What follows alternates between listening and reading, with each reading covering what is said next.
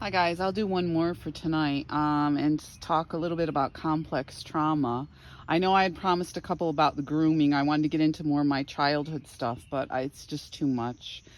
I didn't know the truth of all this when this started unraveling.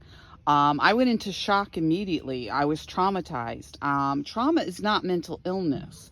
I liken it to, someone who's in an accident and you have to slowly, like you go to physical therapy, you have to slowly work your physical body parts, or say you had a stroke and you have to remember things. That's kind of what complex trauma is. I mean, and then I was struggling with the fact that I didn't know the truth of my marriage. I didn't know that my family was involved.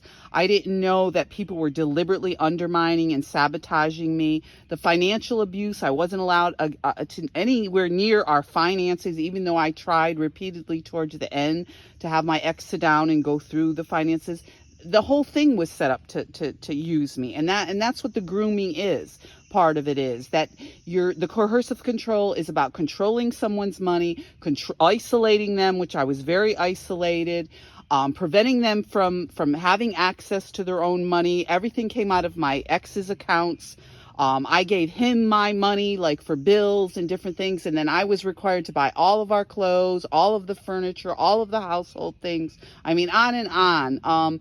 So as I started learning about these things, I had to deal with this as these police are arresting me. I'm being thrown out of the properties. I'm not being given adequate defense or a lawyer.